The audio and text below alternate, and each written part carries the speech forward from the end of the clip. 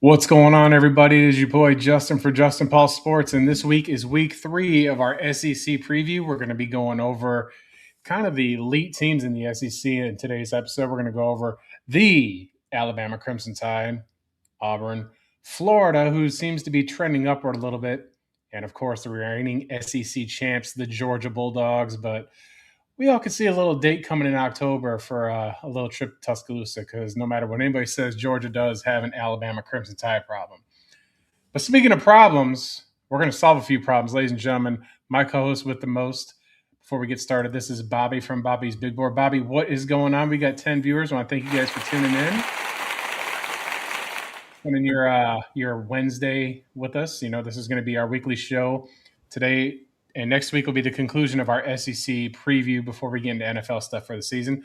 What's going on in your neck of the woods, Bobby? Man, just staying busy. Happy to talk ball again. I'm really excited about 3 of these 4 teams. One of these teams I'm not so sure about going into the season, but everybody else on this lineup here is amazing. And, I mean, we're going to kick it off with one of the juggernauts right off the rip, so I'm excited.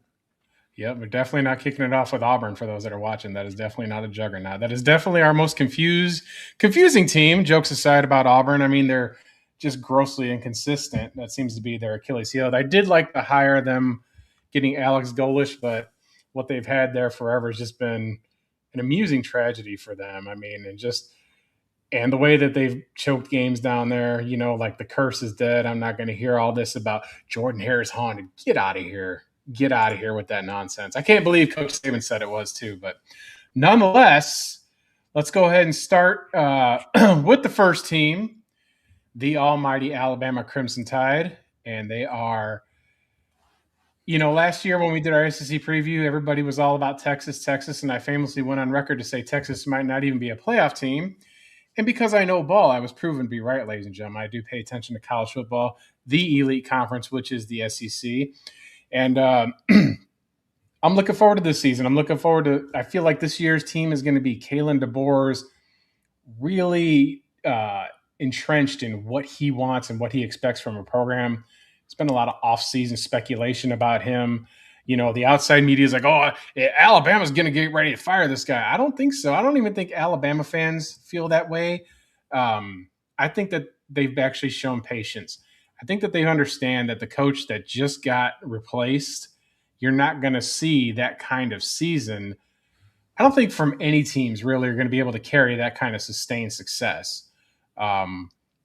Personally, you know, I know this is a previous show, but personally, I think they're fine. First year, they had, 25% of the team hit the portal. Isaiah Bond left, McLaughlin left, Caleb Downs left, Julian Sand left. If those 4 teams were on your program and they all left in a transfer portal, you would definitely feel it. I don't care who you are. And 2 of those guys went to Ohio State. And Ohio State ended up winning the championship the next season. So it made sense. I understand why some of them left. You know, they were saying it's an Alabama discount. And then last year we saw Saban's fingerprints still on the program a little bit with Caden Proctor and Ty Simpson. Those weren't necessarily a full recruiting class of Kalen DeBoer's guys. And you've got some guys transferring in. But now it feels like you're really going to kind of see what he's able to do. He's got the quarterbacks that he's recruited, running backs that he's recruited. There's going to be some change on the offensive line. Michael Carroll's back. What do you got going on for Alabama? I know usually you're kind of segueing all this stuff in, but on this one I was taking full charge here. So, yeah, I mean, they went 11-4 last year, 7-1 in the SEC. You know, they lost to Indiana. I mean, a pretty bad loss in the quarterfinal, but, not as bad. It aged pretty well. They end up winning the whole damn thing. And I think you're right about Kalen DeBoer. I think he's got a pretty long leash right now, unless he just really just botches this whole thing over the next couple of seasons. You know, you make a good point about Saban and how coaches, you're just not going to see that type of dominance anymore, because back when you have prime Nick Saban years, you've got guys like Devonta Smith and you've got NFL guys on your bench just sitting, waiting in line until, you get people graduate or go to the draft. And you can't really do that anymore, because if you have talented 4 or 5 star prospects and you're not playing them, they're going to transfer. It doesn't matter if it's Alabama. It doesn't matter what team it is.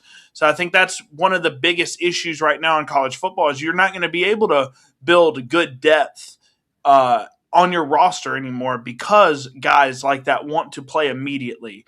So going into the offense and defensive side of the ball for Alabama, they were more so a defensive team in terms of the numbers. 20th ranked defense in terms of scoring, 13th total defense. Scoring offense was 49th. So their offense in terms of scoring was okay, but the total offense in terms of yards is not typical of what we see from Kalen DeBoer in years past when he had Washington, when he was there with your head coach. So I think the biggest issue that I saw in terms of when I watched the film for Alabama was the rushing department. And they only had 104 yards per game rushing at 3.4 yards per carry, which is abysmal. So if they can open up the running lane a little bit more this coming year, and I know Austin Mack and Keelan Russell are kind of fighting for the quarterback job. If y'all can get that running back room fixed up and efficient, it doesn't matter who the quarterback is. I think both of those guys are more than talented where they don't have to be Superman and they can go out there, play off the run, and be a successful offense. Yeah, it's going to be, they haven't declared, I guess you're going to say, who his starter is. It's leaning towards, there's speculation that's leaning towards Keelan Russell, 5-star recruit. Yep. And, I just kind of want to see how it plays out. Austin Mack does have experience enough in the offense to know how to run the offense efficiently.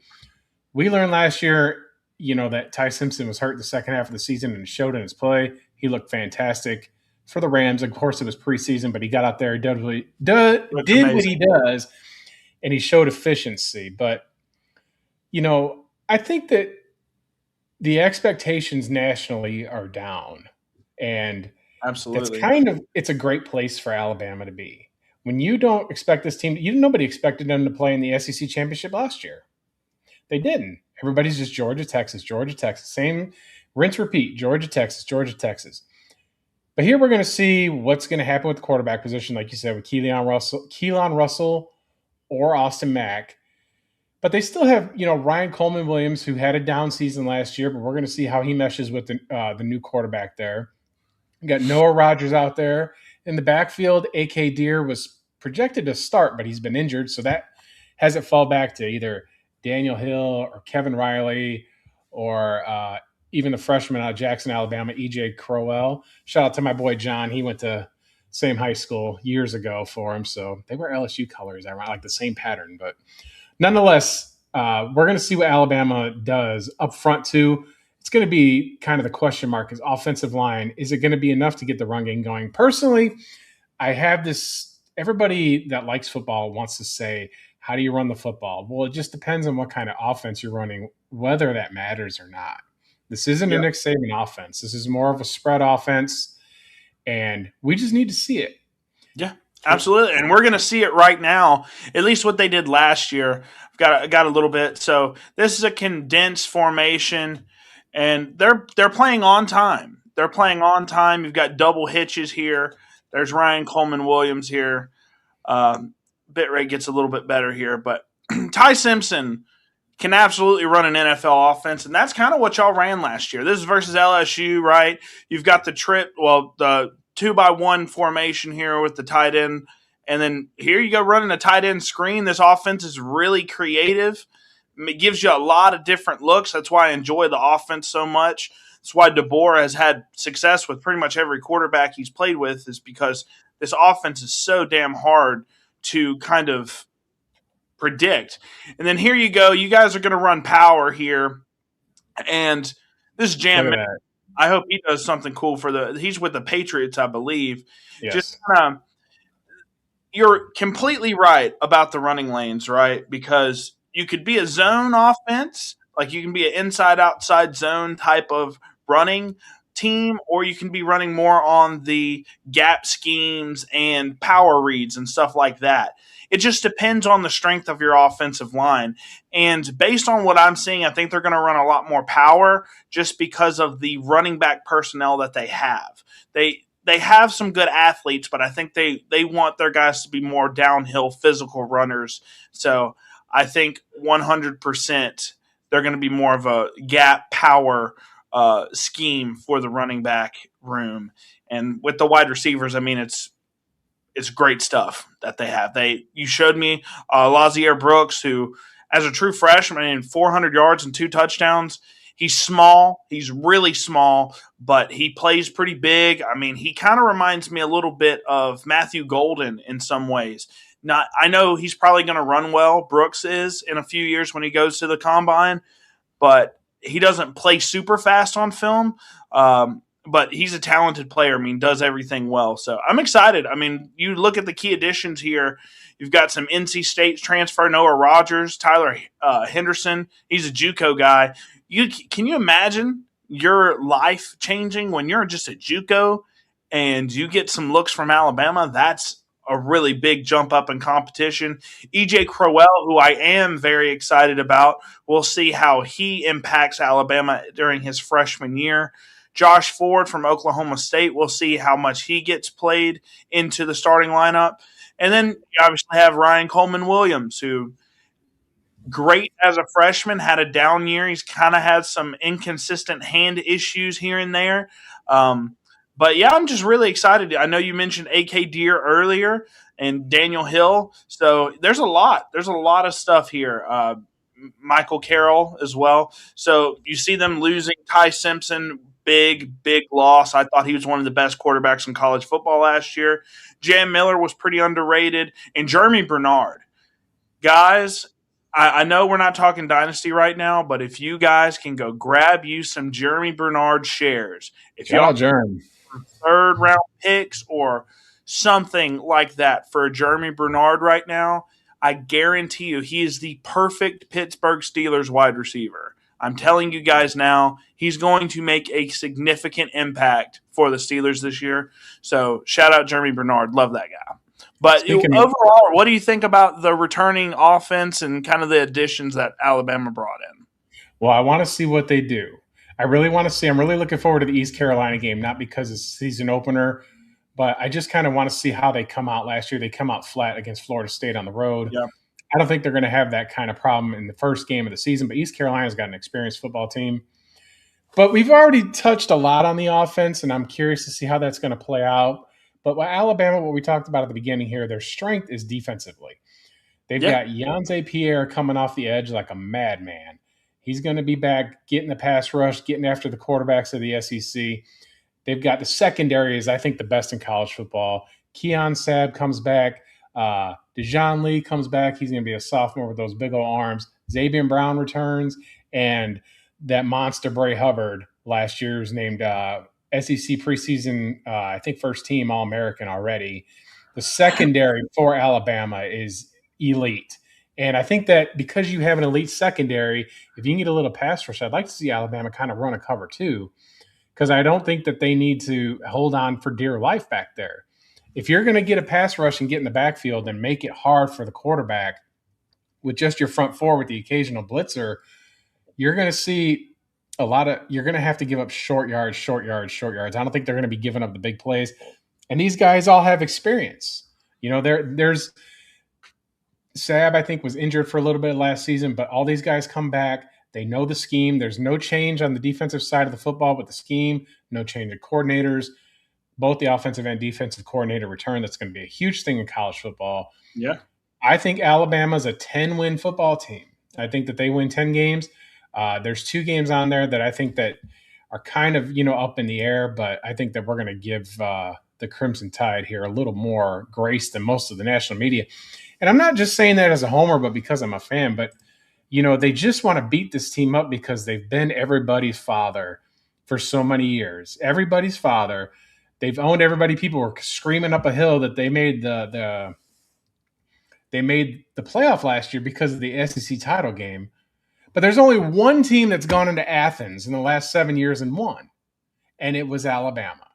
They had the best true road win of the season last year. And people disregard those things because they can only see 2 inches in front of their face. Like, it's a problem with preseason polls. They just look at the final game of the year last year. And they say Alabama got decimated, didn't even score a touchdown in the Rose Bowl. Yes, that's correct. I didn't realize that Indiana had 23-year-olds all across the board. And you're going to have a significant advantage when you do that, when you make your team older and more experienced. And people are going to stay longer in college football due to NIL and those Yep. opportunities to increase their draft stock plus getting paid. It's definitely been a good thing. I'm all for NIL. I got to be clear on that. These players For should get sure. something, but they need to regulate a little bit with just cash payments. Like the name, image, and likeness is supposed to be if I sell a jersey, I get paid for it. If I do autographs, I can get paid for it. Not just booster donations. It's the Wild West out there. Yeah. But they forget that Alabama won a road game against a team that had beat them last year. Things along those sorts that people just forget because they just want to say they hate Alabama. Well, of course you hate them. Of course you do, because that's what losers do. They have hate in their soul. They have hate in their spirit. And instead of rising up to the level of competition, they just want to bring this out of themselves. They got so much haterade for Alabama.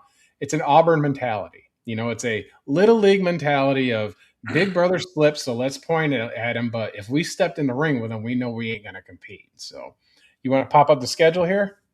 Yeah, before I do that, I do want to mention a couple of points here. You mentioned the defense, and the defense is very experienced. I think it's very good, one of the best defensive units in the SEC. And Yes. last year, I mean, I feel like they're only going to get better. And last year, they only averaged your opponents, Alabama opponents, only averaged 4.9 yards per offensive play, which is very good numbers. And I think that's going to be even better. I like the cover two idea that you brought up. But Yeah. the only thing that I'm concerned with is the quarterback position, because you don't really have a lot of time to really find it, because after East Carolina, y'all go on the road to Kentucky, who's a tough defensive football team, Florida Mhm. State, South Carolina State, and then Georgia. Y'all kind of get fed into the SEC games really fast, and you got to figure out who's going to be the guy in that East Carolina game. I think it's Keelan Russell as well. I've already watched film on him pretty extensively, and I like him a lot. So if he is the guy, we're gonna have to figure it out pretty quick, because you're gonna have some tough tests for that kid really early on. So I'll go ahead and get into the schedule, which that kind of segues perfectly into this, right?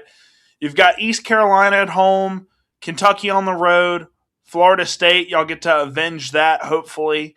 South Carolina at home. Then you go to Starkville, play State. I'll be at that game. You're going to play Georgia at home, Tennessee on the road. That's a tough road game. Texas A&M at home, and then LSU in Death Valley, Vandy in Nashville, Chattanooga, and then Auburn. So I think maybe your last three games are pretty easy wins. I think Vanderbilt's not really going to have much for you guys. But everything else on the schedule outside of the state game, I mean, South Carolina, great defensive unit. Kentucky, great defensive unit. Florida, for their division, great defensive unit. So you're going to play a lot of really good defensive football teams over the first half of the season. So Keelan Russell, or whoever the starting quarterback is going to be, is going to have a tough time. He's going to have to go through a lot of really good defensive units. So what the national media is doing is they're putting the sandwich between Georgia and LSU. And that's where a lot of national media pundits have them losing 3 or 4 and this and that. But here's the thing, right? I'm going to go through this schedule here. I think that they can beat East Carolina. I think they can win on the road in Lexington. Yep. I think they're going to beat Florida State. Florida State hasn't shown anything that shows that they're better than last year. Like I said, I think last year that Alabama was just kind of came out flat with a little bit of an expectation Absolutely. themselves that they arrived. I do think that they've got enough talent to beat South Carolina. Yep. I think that they're going to win in Starkville. Jeff Lebby is doing something great. And folks, we got 35 viewers. And for those of you that don't know, he lives in Mississippi. He is a Mississippi State fan. So I am.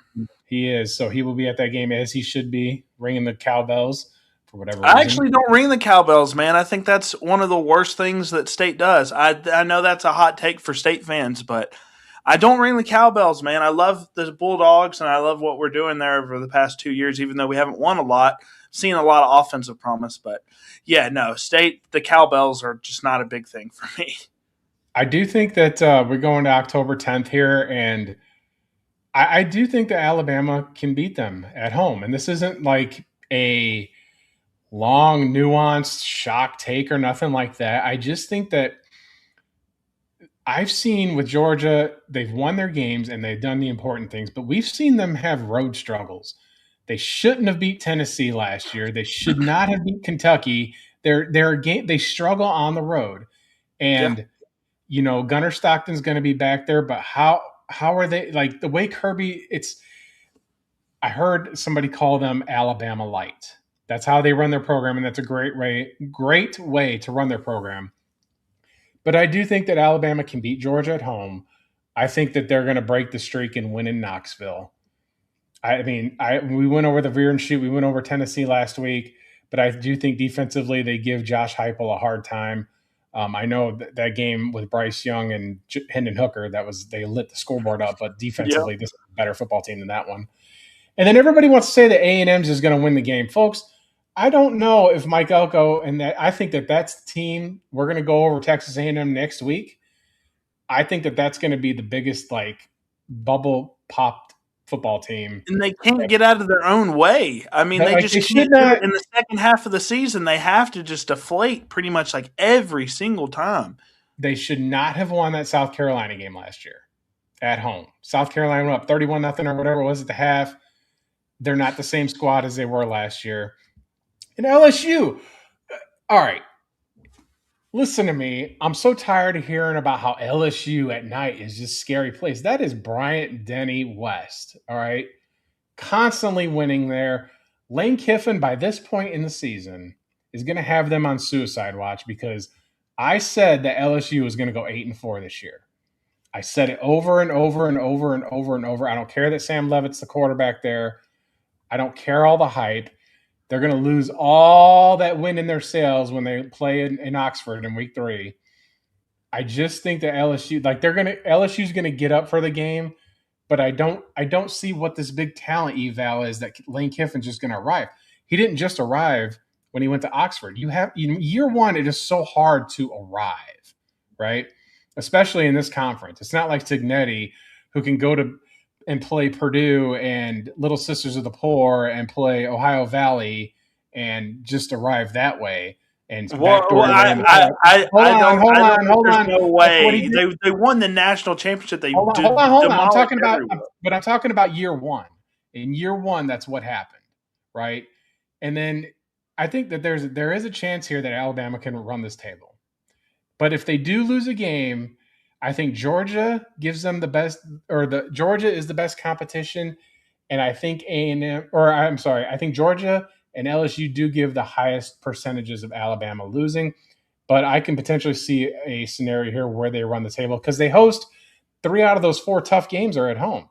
Tennessee, yep. I think they're going to get that one. I don't think that they're going to go in there and stumble it. It's going to be LSU and Georgia are the toughest tests. I think A&M is going to deflate some. Folks, we got 54 viewers right now. Shout out. Thank you guys for tuning in. 54 viewers. Most of them are probably my Crimson Tide fans who follow me on X at Justin Paul Sports. I just want to say thank you guys for tuning in. It is greatly appreciated. I love talking college football. Bobby loves talking college football. Absolutely. Mostly we talking NFL, but we are so thankful you're tuning in today. What else do you got for the graphics for us, Bob? So we're going past the schedule, and we're going to go into the impact player. And I know you had asked me earlier today who I chose, and yes. I can't give up on this guy yet. I just can't do it. The talent is absolutely there. He makes people look absolutely stupid, and that's Ryan Coleman Williams. I know he had a down year last year, and people are kind of writing him off because of the little bear thing that he brought last year and the drops. And trust me, he's not a big framed guy. He had the drop issues. He's so inconsistent where honestly this kid could have had over 900 yards and like 7 touchdowns last year if he would have just caught passes. Easy passes, but he just can't figure it out, man. He just can't figure it out. But I think this year he can really come out. He has the most talent, I think, of any of the wide receivers in this room. Elite 5-star pedigree. Freshman year was amazing. He's one of the best players I've ever seen in the open field. Some of the stuff that he does just with the ball in his hands is incredible.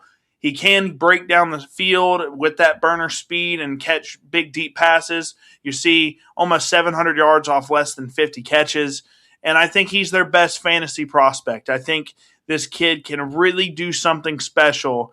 I think he's the centerpiece of the passing game. I think he's a major bounce back candidate, of course. And I think if he has just a 1,100 yard, 10 touchdown season, we're talking about a high first round pick going into the 2027 NFL draft. I'm really excited about this kid. He's just got to figure out the hands, man. Well, we also saw a little transition, like you said, last year compared to Jalen Milroe, and him clicked right away. And Milroe was just throwing bombs like ridiculous last year. And then you could see, Ty Simpson had a little bit of that arm limitation compared to Milroe. Milroe's got that gun. But we're going to see. I see a few passes today from Keelan Russell that just look like darts. He does have that smaller frame, but I think that they're going to have a connection here. I really think Alabama's going to bind together and tell everybody to kiss my ass when it comes to what's been going on with the offseason and all this bull and all this nonsense and all this garbage. Just tired of hearing about it. I'm tired of hearing about Indiana. I'm tired of hearing about the SEC championship game. I mean, people have just been barking and barking and barking, and it's just like, man, who do you think you are? Like, what did your team do? And, I can expect it from SEC fans and stuff like that, but, like, some of these, Indiana, are they going to do it again? I mean, come on. You had a transfer. You had you were pushing, 25-year-olds out there. But like you said, this is about Ryan Williams, and I think that he's going to have a bounce-back season. A monster season is in order. Germ's not there anymore. Isaiah Horton's not there anymore.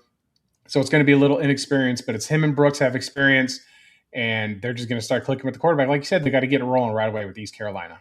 Yeah, and I'll go ahead and pull up some of the film for Ryan Coleman Williams. I mean, he's ridiculous. And you'll see that here. One moment. Let me mute this. And you're going to see Ty Simpson. Look, this is one of the things. He's a great route runner. He can really get open a lot of the times, and you'll see him on this crossing route here, or I guess, kind of a slot out route here, just able to get open, no problem. And then this is the type of things that we need from him more often. It's just running this little kind of scissors concept against LSU, go up, grab the ball, come down with it. That's what y'all need from Ryan Williams this year, because he's absolutely has that ability, but he just has to show up and be consistent with it. I know he's not the biggest frame. I think he's like 180 pounds, something like that, 6 foot maybe. So he's going to have to figure that out. But Ty Simpson, man, one of the things that I got out of watching this film the most was how good Ty Simpson was. And then this is the part, I'll rewind this one more time. This is the part, this is one of the FCS opponents that you guys had last year. What he can do once he catches the ball, he turns into a runner immediately and he can stop and go so quickly that that's the biggest part of his game. I think if y'all utilize him on screens more, get him in open space, find ways to get him down the field looks as well, I think Ryan Coleman Williams easily surpasses 1,000 yards. He just has to get that confidence back. He's a really smart kid as well. I saw him on John Gruden's podcast with him and Isaiah Horton last year, and he's just a really smart kid. He knows exactly how the game of football is supposed to be played. He just has to get the hands under control, man. That's the biggest concern with him right now. Yep, we got big expectations from him. Hopefully, I know that there might be a little pushback here, but hopefully he gets rid of the stuffy, the doll, and just gets out there and plays football and focuses on that. This is a man's game, and you got to be tough, especially when you play here. The expectations here are always going to be through the roof. It's always, like there are a lot of teams that get satisfied and comfort with their accomplishments, but that does not happen here. It does not matter who the coach is. The fan base will absolutely eat you alive if you do that. They've got big hopes for him. They haven't quit on him. They want him to be great. Nothing but the Tide. I like Alabama to make the SEC championship again. I'm just going to make that proclamation right now. I think that based on the schedule, it is favorable. They got the teams at home. They've got returning players, and we're going to see a Kalen DeBoer team do Kalen DeBoer things. Coach Saban, God bless him, but he's on game day. He's not coming back. He's doing draft stuff. It's his time. It's his time to shine. He got an extension. His job's not on the line. And you could see him deal with the pressure the first 2 seasons, I would watch him on Hey Coach, just like after that Florida State game, how he just absorbed all of it and got them ready and got them out there next week and put up 70 on ULM. But nonetheless, the ability to overcome after tough spots was great. They did it after getting annihilated in the SEC championship game. They went on the road in Oklahoma, were down at half, came back strong, came back to win the game on the road against a team that beat them at home. So there's a resilience there that I do like to see. He doesn't lay down. He's got an all shucks kind of Big Ten, not Big Ten, but just a Midwestern vibe to him, which is off putting to most SEC fans. But this dude's a winner, man. He's a winner, and I'm glad he's a coach. I can't think of anybody else that would want to follow Nick Saban and step up to the challenge like he has. Can you imagine if they would have hired Lane Kiffin? I mean, it would have been. That's who I really thought. I don't like him as like a personality, but I thought he was one of the guys crazy enough and confident enough to take that job. I think it would have been a train wreck. And I like Coach Kiffin. Like, I like how he coaches and some things like that. But I don't think that he's suited to run this program. That's why I'm so glad he's at LSU. Like, because I think he's going to regret leaving Mississippi. I think he's going to regret leaving Ole Miss. He was king of the mountain there. He was recruiting well. They won playoff game. They should have beat Georgia in the regular season. They did beat Georgia in the playoff. And you left at the peak for, but money talks. And LSU basically, basically wiped out every single penny they had in the government to pay off Brian Kelly. And this is what they're married to him now. Yep. So we'll see. Yeah. So we'll go ahead and get into our next team now, which is one of the teams that's the most confusing, but it is a team that I'm somewhat excited for, and that's the Auburn Tigers. They went 5-7 last year. The SEC really tore them a new one, 1-7 in the SEC. Obviously, did not qualify for the postseason. Alex Golesh is the head coach. He's coming in here. I'm kind of excited to see what he does with this brand new offense because last year, quarterback situation with Jackson Arnold was an absolute disaster, and whoever else they trotted out there last year was just not it. 74th scoring offense, 79th ranked in total offense. So they weren't atrocious, but they were not good for SEC standards. The defense was decent, 34th ranked scoring defense, 30th in total defense, so nothing terrible there. But this is basically Alex, the new head coach. He's importing a new offense into an already pretty decent defense. So I am excited. I think they will improve. And overall, what do you think about the Auburn Tigers? I know their quarterback is coming in from USF, which I'm really excited about him. We'll talk about him in the next few slides. But how do you feel about the Auburn Tigers? I know that they're the rivals of the Crimson Tide, but yeah, how do you feel about them? Do you think they improve, or how do you feel like they've done in terms of moves throughout this offseason? How do I feel about Auburn? I feel nothing but disdain for Auburn. That's how I feel about them. But let's talk about Auburn for a minute here. They keep cycling through coaches. I thought that a few years ago they should have given Cadillac Williams a chance. He was an alum. He loved being there, and you kind of want to see that. And when he was the coach there, they did fight Alabama tooth and nail. Respect for Cadillac.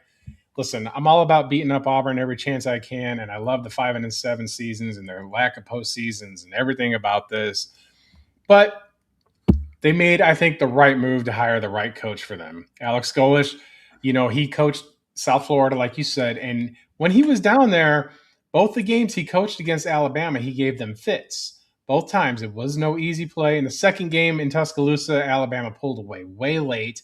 The first game, it was sloppy weather down there in Tampa, and they were going, of course, we had that one quarterback. His name escapes me at the moment. He only quarterbacked that one time, transferred back to Notre Dame instead of starting Ty Simpson. But nonetheless, the move to Auburn is going to help them. They've also got, a dual threat quarterback there in Byron Brown, and he's got experience in the system. All these transfers from South Florida that are going to Auburn, they don't have to learn a whole lot except the shock of moving from Tampa, Florida to Lee County to East Alabama is definitely going to be a little bit of a culture shock. But they got guys like Keyshawn Singleton. They've got Jeremiah Cogger. They got Chas Nimrod. They got Christian Neptune, Jonathan Eccles. all these transfers that transferred from the South Florida over there. Jeremiah Cobb comes back in the backfield. He was pretty good last year. They got Davenport back there. So they've got depth back there. I mean, these aren't terrible players. Auburn, I think, is taking a different approach here with this coaching situation to where, you know, they're doing a couple things differently. Like, for example, they were retaining DJ Durkin, on the defensive side of the football. And they're going to, I think, be somewhat improved in the first year. I think they're going to be a bowl eligible team. But I don't think, again, this is a situation where you've got to do a dramatic overhaul. Auburn's so different to talk about, even if I wasn't a Crimson Tide fan, they're just like a different pedigree they're like Clemson. They're like the Clemson of the SEC, I guess, in a way, but with less consistency lately. It's just been a train wreck there for the longest time. I'm old enough to not feel sorry for them when they beat Alabama 6 times in a row, go, next hand. And then now that coach is trying to be governor. So we're going to see what's going on with Auburn. But I think it's an improvement. I think they'll be improved from their last few coaches there. I mean, Hugh Freeze was just a comedy show. And signing day, you're on a golf course. That's ridiculous. Yeah, he got plenty of time to golf now. Yeah. But we'll kind of go in now. Look, the offense is going to look completely different, but there's a few things that I want to take note of. So Jackson Arnold, just kind of Auburn could not do anything but throw checkdowns. I mean, they could just not get any success down the field. Now, this is something you see. Jackson Arnold, he is a lot of things not good, but he is a decent runner, and that's something that's going to translate into next year. Just quick passes. That's all that they could do last year. They couldn't run the ball very well for the most part. Jeremiah Cobb did have himself a decent season. As you can see, 969 rushing yards, 5 touchdowns. But some of the best players from USF came. So Byron Brown, the starting quarterback, he will be the starting quarterback at Auburn. Keyshawn Singleton almost had 900 yards and 8 touchdowns last year at UCF. You got Bryson Washington, who's going to be a part of this running back room. He came from Baylor. Jeremiah Koger from USF. So they brought in a lot of the offensive playmakers from USF. And then you get Perry Thompson as well returning. So they did lose a lot of guys, though. You got Jackson Arnold, who cares? Cam Coleman, I think, was a really solid wide receiver. Eric Singleton. Hold on. I don't want to interrupt you there, but Cam Coleman, if I was Auburn, right, I would have given him the keys of the kingdom. There's enough talent there. I know he went to Texas. He was considering Alabama. He's great. He's a very, very good football player. But we saw what he did at the end of the Alabama and the Iron Bowl. He fumbled the ball at the end of the game, and maybe they felt that he quit on the team. But I would have really pressed hard to keep him. I think that's the one that really gets away from them that they're going to have a difficult time replacing. Even with all these USF guys coming over there, it just that's a guy you just got to keep almost at all costs. And it could have been one of those things where Cam Coleman didn't want to stay. Maybe even because you are bringing in all these USF guys that obviously the head coach is going to have some preferences towards already because they already know his offense, right? Yes. So Cam Coleman could have left because of that issue. And then Eric Singleton, I don't know if you guys watched our SEC preview last year. Eric Singleton was my highlight player for Auburn last year. Didn't have the year I thought he was going to because this offense sucked so bad. But Eric Singleton ends up going to – where did he end up going? Let me see. It doesn't matter. He got the hell out of Auburn. He did. Well, hey, don't worry. We'll talk about him in a moment. I remember seeing his name today. Eric Singleton, he leaves, goes to another SEC team, and Malcolm Simmons also leaves. So they brought in wide receiver help, but they're also losing a good bit of wide receiver help as well. So I'll talk more about Byron Brown, but I really like the USF offense last year. Now, the past few seasons, I don't know exactly how to feel about, because it feels like this is just like a one year wonder. They were 7-6 the prior 2 seasons of him coming in. They were 9-3 last year. And honestly, the USF schedule last year was brutal. I mean, they had Boise State, they had a bunch of really good ranked teams last year. Had Florida State right after the Alabama win, if I'm not mistaken, pretty early on, right? So they had a lot of really solid football teams playing at USF last year, and they kept winning. They just kept winning and showing up big time, and Byron Brown's a big part of that. So I'm excited. I think we'll get into the schedule in a minute, but I think they're at least a 7-win football team. Yeah, I kind of got that. That's kind of pretty much where I got them. I think the most they can do is 8-4, but Yeah. I think a Birmingham Bowl is what's going to happen here. I mean, and quite honestly, like I know we like to pick on the bowl system here, but if I'm Auburn and I qualify for the Birmingham Bowl, I go there and I recruit it like hell. You recruit in state. You get everybody, like, I know that that's a fun bowl to make fun of. Like, it's a SEC joke bowl. But you got to kind of take advantage of everything you can, especially in your first year. They really need to go full court press on it. I hope they don't. I hope Auburn fumbles everything away. I mean, when they lose, it's just like it's not amazingly, it's not as gratifying as when the Vols lose. But this is still like, little brother like to kick them around a little bit and kind of enjoy when they fall. So I'm glad Cam Coleman left as a Bama fan. But like it was smart for Golich to bring his quarterback and 2 wide receivers with him. So that's a healthy way to start your program. Get serious about recruiting. Get serious about how players are loyal to him. I mean, we don't talk ACC football here, but how many players left Penn State to go to Blacksburg to go play for Coach Franklin down there? Yep. And raise the expectations. I mean, if you're willing to leave Happy Valley to go enter Sandman every week and try and rejuvenate that program, to try and compete with Miami and Clemson and along those sorts. So you can be loyal to a coach because you know his system, you know what he's like.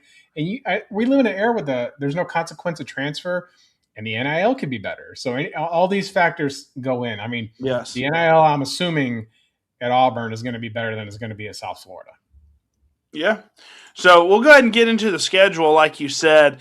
Look, there's no easy schedules in the SEC, but they do open up their season versus Baylor. Then they get Southern Miss at home, Florida at home, Vandy at home, and then Tennessee on the road. That's going to be a rough one. Georgia on the road, rough one. LSU at home, probably not winnable. Ole Miss at Oxford, probably not winnable. So, I mean, they've got a lot of games on here that's tough. Like after the Vandy game, it's that 4-week stretch of Tennessee on the road, Georgia on the road, LSU at home, Ole Miss on the road. Those are probably all 4 losses at the very minimum. I mean, I don't see them winning any of those. And then, I think it's 5 losses. I think Alabama is their 5th loss, and then they go 7-5 on the year. So 7-5 or 6-6 feels right. I mean, yeah, they could easily drop the Florida or the State game, something like that. Last year, they did go down to Baylor and put the belt to them down there in Waco. And, I just don't know how they're going to come out this year. Southern Miss is not going to be a good football team. I just think that any SEC team could beat Auburn. I think Auburn could beat half of these teams on their schedule. It just doesn't feel like they're ready for the taking. There's not enough talent there. New head coach, really 7-5 feels right. 6-6 really feels better. And a Birmingham Bowl, I don't think they have a losing season. A 5-7 season based on the schedule alone and the road trips, Ole Miss, Georgia, Tennessee, even down there at State and Starkville, the SEC schedule is unforgiving to them this year. And, they get Florida at home and they get Vandy at home. They get LSU at home, but I think that it's just going to be another year of growing pains for Auburn, and quite frankly, that's what they deserve. I'm not going to be nice to them. Look, I went to the opener for State. I know this is Mississippi football talk right now, but I went to the opener for State against Southern Miss in Hattiesburg last year, and those Southern Miss fans were so excited about their new coach, excited about everybody he was bringing over from Marshall. Yep. He takes the Memphis job immediately. I mean, Southern was just a stepping stone. So Southern is super depleted right now. So they're going to Auburn's absolutely going to stomp them. But we'll go ahead and get into the prospect player, and there's nobody here that look. Last year when I saw South Florida play, this is the first time I had seen Byron Brown play. Yeah. I know he was really solid in 2023. 2024 he had an injury. Excuse me. 2024 he had an injury, didn't play a lot. Last year he really lit it up at USF. 3,100 passing yards, 28 touchdown passes, I think only 6 interceptions, really low interception count. And then look at the rushing yards. He had over 1,000 rushing yards. That is accounting sack yardage and 14 scores on the ground. So if we're talking NFL numbers, he probably easily had 1,400 rushing yards, which is insanity.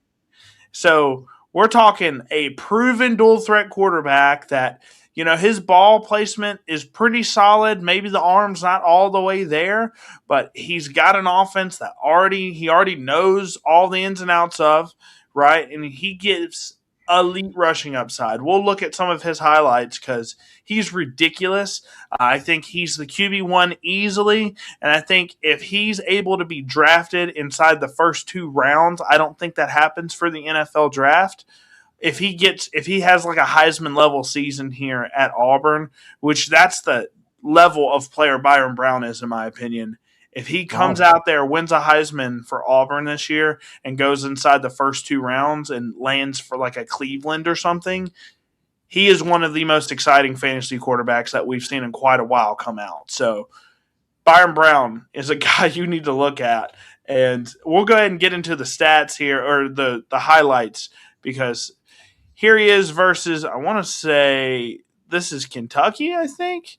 But you'll see him kind of on the QB power. He's a big kid. He's got great footwork, great rushing ability.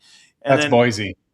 Oh, Boise State, that's right, when they were ranked 17th. Here he is on the read option. Look, get off of me. That's a Boise State defender. Just run straight through him. I'll show you that one more time. Boom, get off of me. And he does that a lot. That is part of the concern, though. He does like to put his shoulder down, likes to play big, likes to play strong, and in the SEC, the defenders aren't just going to be taking little licks like that for nothing. So he's going to have to. I will credit him for that. I will credit a quarterback who plays to win, right? I mean, I'm not of the crowd that says you got to protect yourself at all times. You're trying to win the damn football game. So good on him for doing that. That's the kind of stuff that your linemen are going to like. Your team will get hyped up. You're the leader of the football team. He already looks like he's going to be a good foundational piece for Auburn by the fact that he's not scared to take those hits. He's going to be stepping up in competition. You know, he knows the system with the coach. It's going to benefit Auburn, sadly, for me. But I just think that, you know, like doing stuff like that, you know, you're showing that you're not a coward. So I've always commended quarterbacks, even if they're players. I mean, look at that throw. Yeah, look at that throw. And now the throw is easily open, but he throws it on the line. He's got a pretty solid arm, nothing crazy. But here's one more highlight here where he just walks up in the pocket, runs, and then this is the speed. I mean, he's a big kid. And then, hey, just for good measure, Zero, how about this? Take the shoulder as well. Thank you. That's 6 points for my team. So, yeah, Byron Brown is a true killer. I mean, he is a stud for Auburn, and I think he's going to come out there, and if they have success offensively, he's a Heisman frontrunner. That's how good I think he is. If Auburn can figure out the offense year one, Byron Brown's going to be up there in the Heisman contention because he's that good. But we'll go ahead and segue into the next team, which – Hold on. Before we start on the Florida Gators – no, go ahead. Before we start on the Florida Gators, folks, you are halfway through our season SEC preview, episode 3 of 4. And, folks, I know just real quick, I want to tell you guys that I do all kinds of sports picks. If you like to bet on college football, I've got a little program here. I just want to take you guys 30-second little commercial here.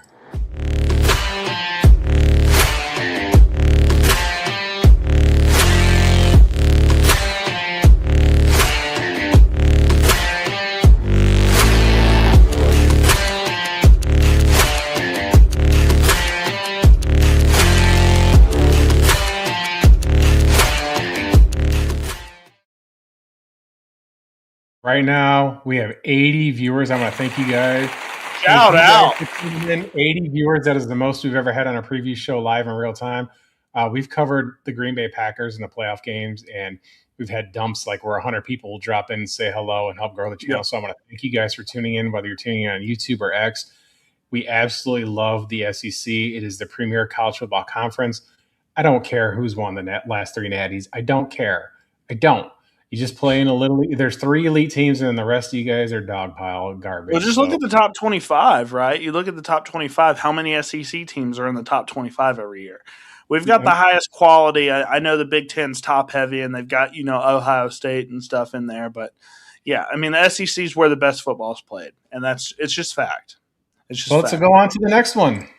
Yeah, and I've watched this team live multiple times because they get to play Mississippi State a lot. But Florida, they did not have a great year last year. I was really excited about DJ Lagway. He goes to Baylor, and he just really didn't figure it out last year. That's what happens with freshman quarterbacks that are highly recruited when they come into the SEC. That's why I'm worried about anytime a freshman quarterback that has zero college experience is playing for an SEC school, because it's just tough. Now, Florida, they went 4-8 last year, 2-6 in the SEC, did not qualify for the postseason. John Summerall's coming in for the head coaching position, and you look at these numbers. Offensively, one of the worst in the nation last year. 111th in scoring offense, 104th in total offense. That is just piss poor all the way offensively. They were a really tough team to watch. And defensively, they weren't great either. They were about average, 60th ranked scoring defense, 70th in total defense. So this team, average on the defensive side. I think this is a really talented team that just needs an offensive component. I think they brought in some good talent, and they just need to figure out the offensive side of the ball. What do you feel about the Florida Gators and how they could improve this season? Well, we're going to see what Coach Summerall does down there. I mean, he's set to do the rebuild. He's got a new staff. They were pretty active in the transfer portal, and a roster that's kind of got some scattered question marks. I mean, they've got talent there that I like to be dangerous, but they also can just kind of – we're going to have to see a little more consistency for me to be able to – They just got guys. Right. They just got dudes. They got Aaron Philo and Tramel Jones Jr. They got upside, but we haven't seen really them guys do anything in the SEC. So Jaden Baugh is going to be running the football for the Gators. And I think that Florida is going to be a little more run heavy with that stability in the backfield. But they are a little deeper at receiver and tight end. I mean, we're going to see Vernell Brown, Dallas Wilson, Eric Singleton Jr., Lakota Dipree. Just all kinds of, fun to say names down there in Florida. We're going to see what the Gators can do on the offensive side of the football. Defensively, they got Miles Graham. They got McCray. They got Woods. And a bunch of transfers for plug-and-play pieces like that. But they got to adapt to the new coaching staff there, and they've got to avoid giving up the explosive play. That was a big problem for Florida last year. But I feel that this is in the same situation as Auburn last year. It feels like they're mirror football programs. This is another, there's a little – I wouldn't say Florida's a blue blood, but they have a history of winning football. Absolutely. With, the Tebow era and Danny Werfel. I remember that team playing Florida versus Florida State for the national championship years ago. They've had stretches of quality football teams, and it's been just kind of stuck in neutral for a while there. They did make the SEC championship. I mean, they had Kyle Trask and Kyle Pitts and Kadarius Toney and played in the SEC championship and went toe-to-toe with Alabama for a while there offensively. They were scoring like crazy. So there's just a lack of consistency down there in Gainesville. Man, if Kadarius Toney could have just figured out how to catch footballs and get out of his own way, he would have been a phenomenal player, man. As a Chiefs fan, I'm really sad that didn't work out for us. But we'll go ahead and go into kind of what the Florida offense did last year. And look, they did a lot of things. Lagway didn't really do much. This is terrible quality film, but this is what I could find. Just a lot of quick plays. Here you go for one of our players, Jaden Baugh. Just quick plays. They just couldn't really get anything going on the passing game. They had to rely on screens. This is all versus Miami, who was a outstanding defensive unit last year, hence why they went to the national championship. But you talked about Aaron Philo, who's coming in from Georgia Tech. He didn't really play there because of oh man, what's his name? Just saw him. Haynes King was doing good for them for the past 18 years while he was in college football. But Eric Singleton, I love him as like a smaller slot yak receiver. He's coming from Auburn, but was really good at Georgia Tech a couple of years ago. So I think he could be a phenomenal guy for this Florida Gators offense. Evan Pryor's coming in from Cincinnati. Micah Mays from Wake Forest. London Montgomery's from East Carolina. So they do bring in some depth for this running back room. But this running back room is going to flow through one guy, and that's Jaden Baugh. Quietly, despite this offense being terrible last year, he had almost 1,200 rushing yards, 8 touchdowns, 2 scores through the air as well. So I'm excited to see what he does. And then Vernell Brown, he's kind of like a gadget guy, punt returner / pretty solid receiver as well.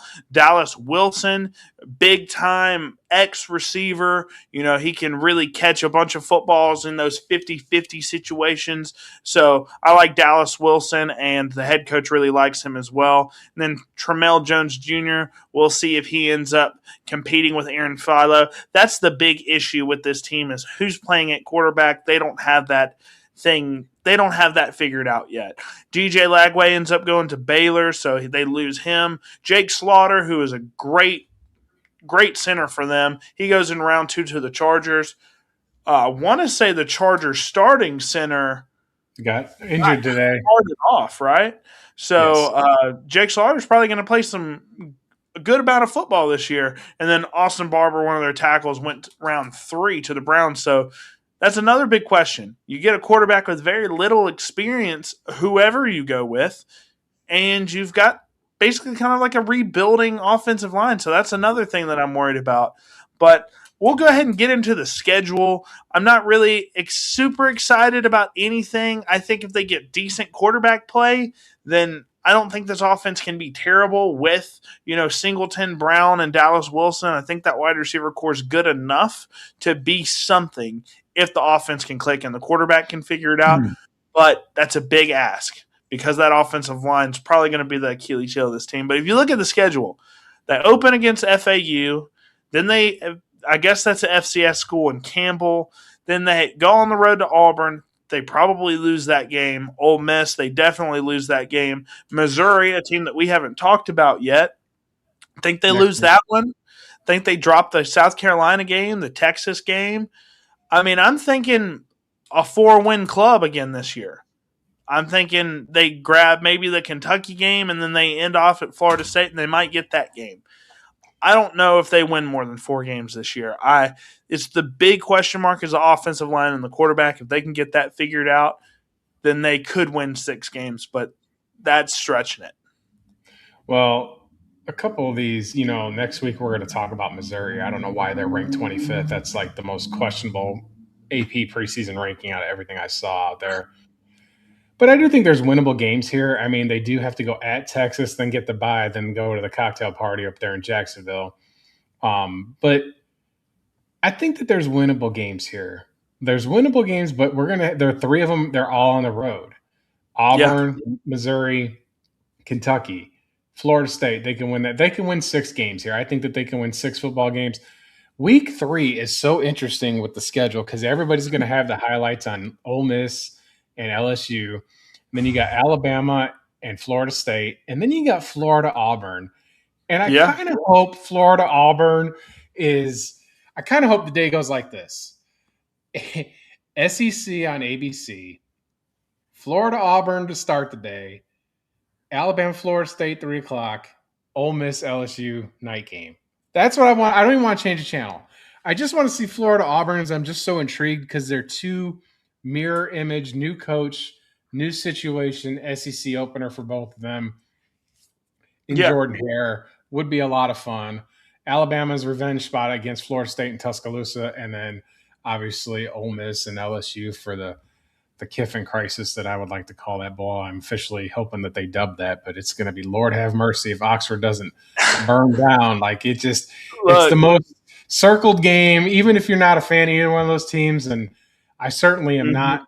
Um, and I'm not a fan of Pete Golding. Like it's absolute villains everywhere in that game. Yeah, So it's just going yeah. to be. But I we're like talking Pete about Florida. Golding. Yeah, we're talking about Florida. I think Florida can win 6 here. I think they're going to a bowl game, probably something like the ReliaQuest Bowl. I don't think that they miss a bowl, but they would have to win those 3 road games. I think that they have to win Auburn, they have to win Missouri, they have to win in Lexington. Yeah, I don't know. I think I'm much lower on Florida than you are, just because of the offensive line issues and the quarterback issues that could happen. But like I said, if they figure that part out and they're not abysmal on both of those fronts, I think they can win 6 games. I don't know if they win the bowl game, but I definitely think that they can compete in 6 games. But I don't think that. I think those 2 questions are going to be absolutely huge for them. But we'll go ahead and get into the highlight player, and this one's pretty easy for me. There was a close second, and that was Vernell Brown the third, who first true freshman ever in Florida history to lead the team at both receptions and receiving yards. So he had 40 catches, 512 yards. So he could definitely be a guy that's a breakout sophomore, but Jaden Ball was more proven to me. He had a very terrible offensive atmosphere that he had to play in last year, but still put up numbers. I mean, almost 1,200 yards, 8 rushing touchdowns, and he can catch the ball. I mean, he had 31 receptions last year, which is really solid for college football. And I think he's their best returning weapon. He's a proven 3-down back, and that's what we like in fantasy. This is for fantasy purposes, so I just pick a player from every team, whoever I think might be the best option in terms of NFL fantasy going forward. That's the guy I pick. And I think Jaden Ball has the best chance to be drafted somewhat highly. I think he's probably a 3rd, 4th round pick if everything breaks right for him. But great footwork. I think the acceleration's really good. It's like he's got a lot of good things going for him, and I think he could have real NFL upside. So obviously he's going to be the RB1 for them. And I'll go ahead and show you a couple highlights from Jaden Ball. I mean, he was really doing some good stuff. Obviously terrible film here, but just look at that. I mean, he's got the footwork. He's pretty easy to bring down for the most part, outside of, this is versus Miami here, but he's got that arm. He's got that Derrick Henry type arm. Look at him switch. This is another thing that I love about. He's got the ball in his left hand, switches it to the right hand, get off of me, and scores a touchdown. That's great high-level stuff there. And then here's another one on the toss play. And then this is just the acceleration, right? Yes, this is Florida State. But we also got to look at number 8, sealing the edge right there on 27. That's why it's a touchdown. Absolutely. Right there. And that's a wide receiver doing that. I want to say that's who wears number 8? Let me see. But while you're looking at that, just a real quick fantasy question for you. Yeah, absolutely. I just want to know your trade value. Both teams are contenders. Yep. One team receives Jahmyr Gibbs and Jaylen Warren. The other team receives a 27 mid-first, a 28 mid-first, a 29 late-first, Breece Hall, and Bichelle Tootin. I mean, that's – so people overvalue running backs in Dynasty. I don't think there's a single running back right now that's worth more than 3 firsts. I don't think there's barely any players that are worth more than 3 firsts. I think Josh Allen's probably worth more than 3 firsts, and that's it. Jahmyr Gibbs, you're talking about, I think Jaylen Warren's worth probably a 2nd-round pick, like an early to mid-2nd-round pick. And then Jahmyr Gibbs is worth probably 2.5 to 3 firsts. I don't think anybody's worth more than that. So if you look at the math there, you've got 3 firsts and an early to mid-second worth of value in Jaylen Warren and Jahmyr Gibbs. Then you go over to the other side. You're getting 3 firsts already. Then you're getting Breece Hall, who I think is worth probably a late first right now, a mid to late first. I'm leaning late first. So you're already getting a late first worth of value out of that already. And then You've got Bashal Tootin, who I think people are genuinely throwing second-round picks at right now. So you're getting an extra first worth of value. So I would say yes to that for sure. Since I know your team already is kind of rebuilding, right? No, this is in another league, so I was just Oh, curious. okay. Yeah, Let's I get mean, back I to would. Florida. Let's get back to But Florida. this is a fun play I found. So obviously he sets the edge there, gets the touchdown. But here he is in the Wildcat. Now this is kind of hard to see, but that's the start-stop ability versus Florida State. I know it's hard to see, guys. Trust me, I try to get my hands on the best film that I can, and sometimes it's just really hard to figure out. But it's just the start, the kind of like the LaShawn McCoy-esque, where he can stop, start, reset his feet, and just make guys miss. Now, he is pretty easy to go down once you get your hands on him, but if he gets the arm out and extends, and if he can make you miss, he kind of reminds me a little bit of Emmett Johnson at Nebraska, who I was super, super high on. I think he's one of the best running backs in that class. I had him as my RB2 last year behind Jeremiah Love for this class, I mean. So that's how high I am on Emmett Johnson. Jaden Ball reminds me a lot of that guy. So really excited about Jaden Ball in a really piss-poor situation last year and still put up great numbers. We have had consistently 80 viewers throughout this stream, so I want to give a huge shout out. Shout out. 80 viewers consistently. I know it's a lot of Alabama peeps. Next week's show is not going to be as action-packed with the teams that we're covering. I know we're about to cover the last team, right? We're about to segue into the Georgia Bulldogs. Absolutely. That's the last team we're going to cover, folks. I've already showed you my college football picks, $24.99 a month or $5.99 per day, depending on how you want to do it. I've got over 40 years experience when it comes to sports betting, and I don't just do college football. I'm going to show you one more trailer, and it's for the NFL Edge Vault. Take a quick peek.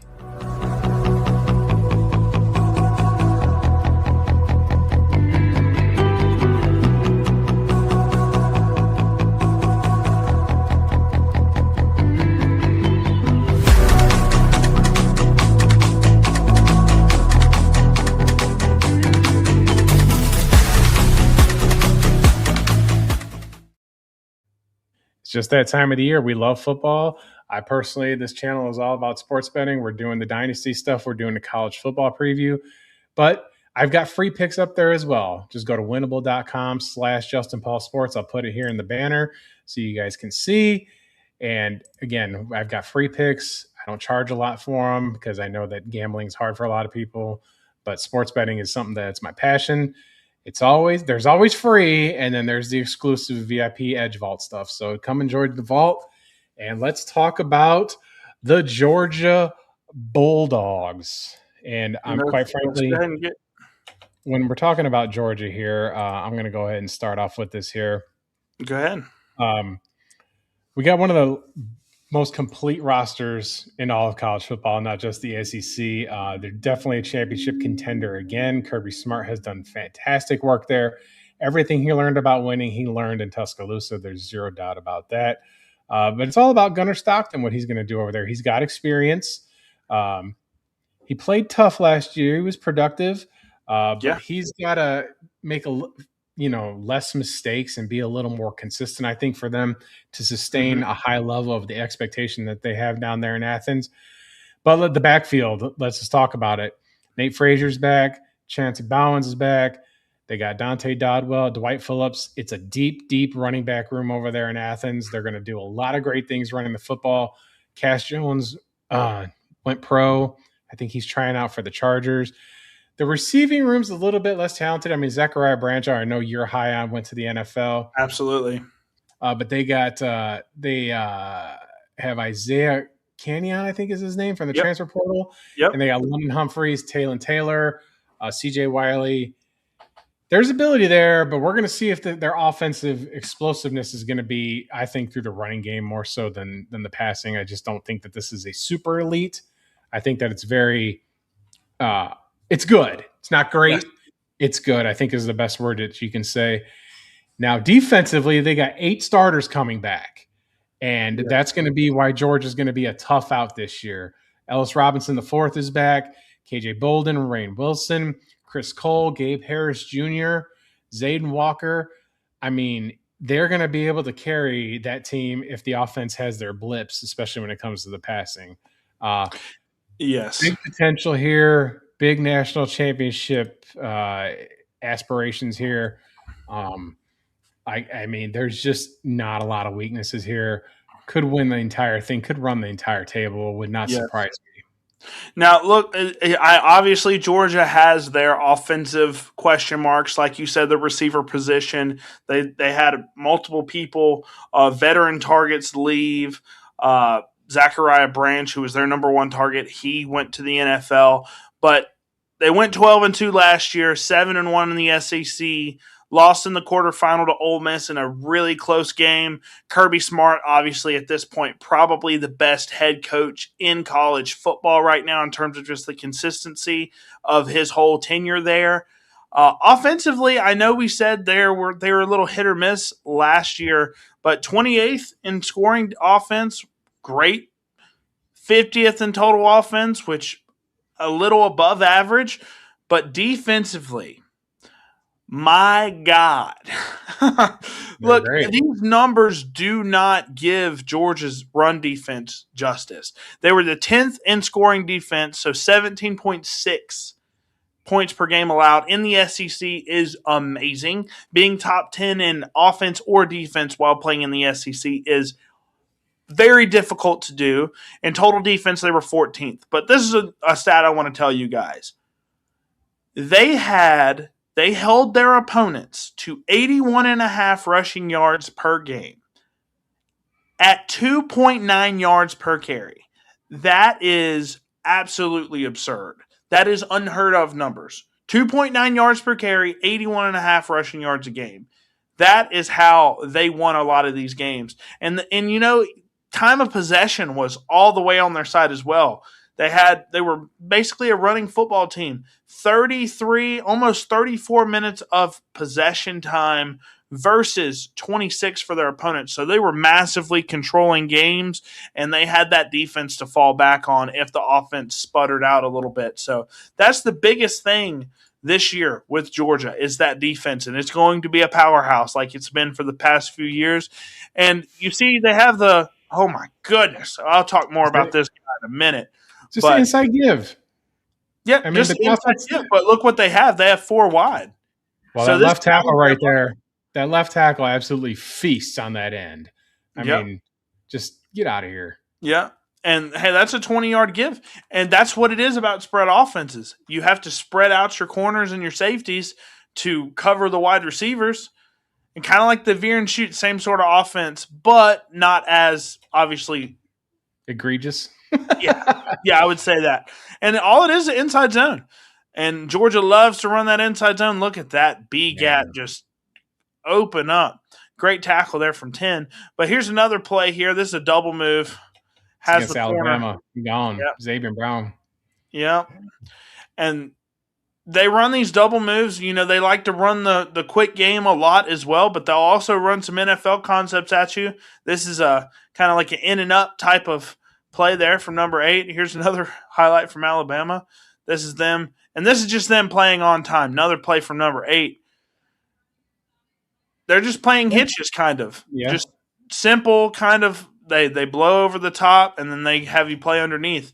And it's just really hard to deal with the Georgia offense. I'm not a big Gunnar Stockton guy. That was one of my biggest question marks with Georgia last year, but the defense was so good it didn't matter. But we'll go ahead and talk about the offense. I mean, Isaiah Kenyon's coming from Georgia Tech. Dante Dowdell for Kentucky. He's a power back. He's going to be a big contributor in the goal line sets. Then they got a 5-star freshman tight end and a 5-star freshman wide receiver, Talon Taylor. And then you got Caden Prothero. Man, come on, guys. Help me out with the names a little bit here. But Talon, he's going to be your deep threat burner at probably the X position, might play outside in the Z as well. But Gunnar Stockton was not impressed with him last year. If they had a little bit better of a quarterback, I think that they might have won it all last year just because of how good that defense was. And I think Gunnar Stockton honestly held this team back. But he's coming back again. He's got a decent amount of experience now after one season in his belt. Nate Frazier, man, he looks like he gets shot out of a cannon when he runs.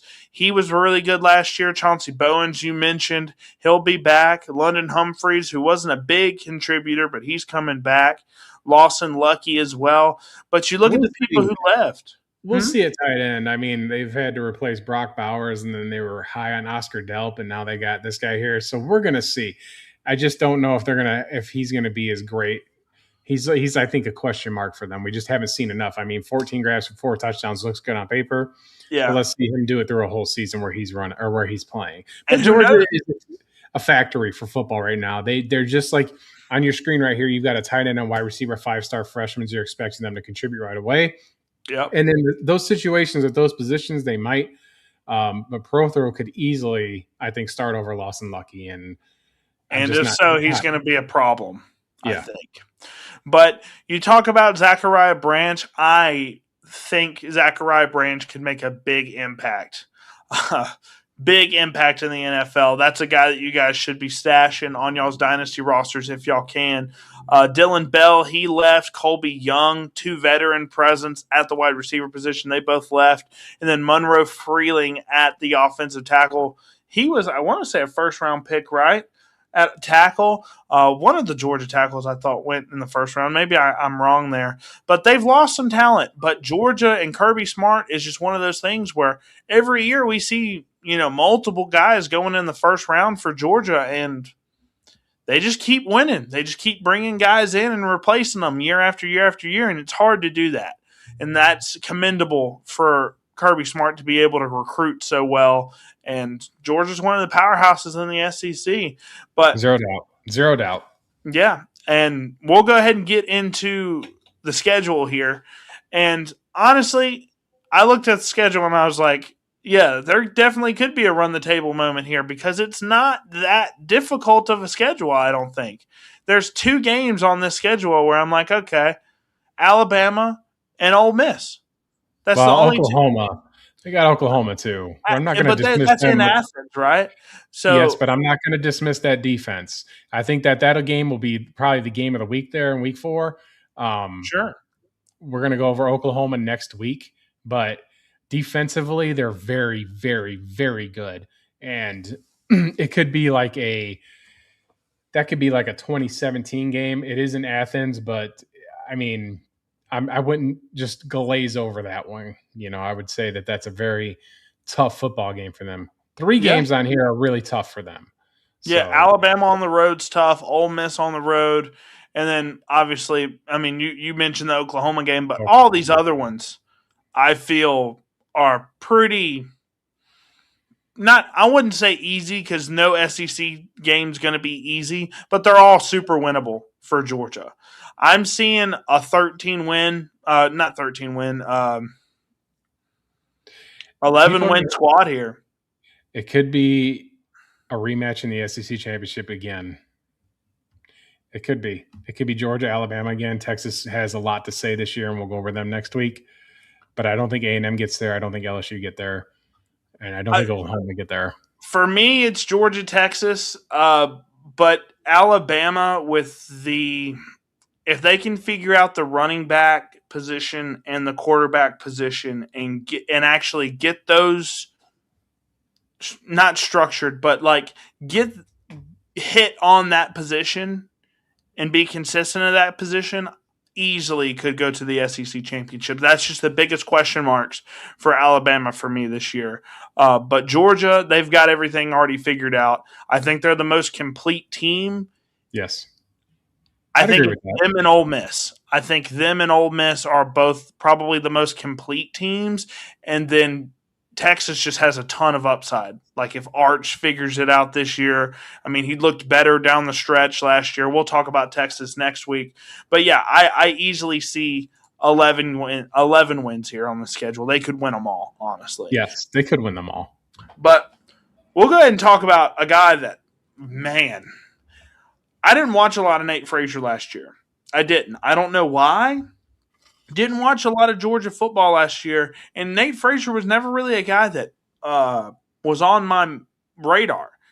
I watched some film of his, and man, 861 rushing yards, 6 touchdowns, doesn't really catch the ball that much, but proven producer, explosive runner, not really a burner. He's not going to run for like 70, 80-yard touchdowns like, Derrick Henry could, Yeah. but Nate Frazier has the one attribute that I look for in NFL backs, and that's acceleration. He is full speed when he gets the ball, pretty much every single time. I think he's going to have a clear chance to break past 1,000 yards and be a potential day 2 pick. I think he could be a late second, early third round pick if everything breaks right. I want to go into some of this film here because, man, as soon as he gets the ball, I mean, he's full speed. Full speed. Now, obviously, the angle there from Mississippi State, guy almost gets him. So that's the problem. He will get caught. But look at that.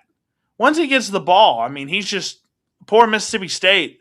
They outrun our athletes, but I mean, just like he's being shot out of a cannon. And then look at the footwork. Ew, that is nasty. That's nasty. Look at that. Look at the shuffle feet. It's like Le'Veon Bell. Exactly. Le'Veon Bell's a little bit, and then look at that. Look at Georgia, and then not Singleton. Wow. He kind of plays like Eric Singleton Jr. in a way where he gets that ball and he's smaller, but he's got to be physical and play bigger than his size. And Nate Frazier is one of those guys that I would absolutely keep on your radar. Barring injury, this dude could be a superstar for Georgia this year. Yeah, Georgia looks really, really good. They should have an amazing season. I wouldn't say doubt, but wouldn't be surprised if they did repeat his SEC championship. So, and that's it for me, folks. That's it. We have had 81 viewers consistently. I just want to give you guys an applause one more time. I want to thank you so much for tuning in to Cover 2 Cap. And next week we conclude. It's week 4. We're going to have Oklahoma, Texas A&M, and the Missouri Tigers, who just don't belong in the SEC, but those are our teams that we're going to go over next week. Got any spotlight players you want to preview real quick for next week off the top of your head? I'd have to look at the film. Arch Manning's probably one of the names that comes to mind, at least for Texas, but I'm going to have to look deep into their roster. And that's what I like doing this a lot, man. Whenever we do the SEC previews, I'm going deep into these rosters, trying to find any name that I can that could be relevant and find some, like Nate Frazier. I wasn't super aware of his game. Love me some Nate Frazier. So I'm excited for next week for sure. Bobby, do you got anything you want to promote on your channel? I'm going to show everybody. This is the logo for Bobby's Big Board. He does all your dynasty highlights, everything that you want to know about a prospect for your upcoming fantasy football drafts or your dynasty keeps, sleepers, and stashes. Look, so I'm going to say this. I haven't posted in 11 days. It's been really busy in terms of my personal life right now. But I've had a lot of subscribers reach out to me and say they want some rookie rankings before the season starts. So your wish is my command. I'm going to go ahead and do a top 40 rookies going into the NFL week 1, talking about all of my favorite rookies in terms of where you need to draft them in your rookie drafts. Going to work on updating my rankings as well. I know people really loved the ranking stuff. So going to talk about that, probably go into some more dynasty content as well, especially once the season starts kicking off. So be looking forward to that. Ladies and gentlemen, thank you on Wednesday for giving us 90 minutes of your time. Most of you are watching on this. Really appreciate it. Tune in next week. We're just going to be talking SEC ball for one more week. Then the NFL preseason is going to wrap up. It'll be a Labor Day before you know it. That autumn wind will come in. College football will be in full swing. The NFL will be kicking off. And we will see you next Wednesday. Again, winnable.com/Justin Paul Sports. Free picks, paid picks, anything you want to do. I've been doing this for a long time. I've been a winner. This is how I do it. This is one thing I'm so patient at is doing my sports betting and my sports picks. It's my passion, so I absolutely love it. Thank you guys so much for tuning in. We will see you next Wednesday, 9 o'clock Eastern. Thank you so much.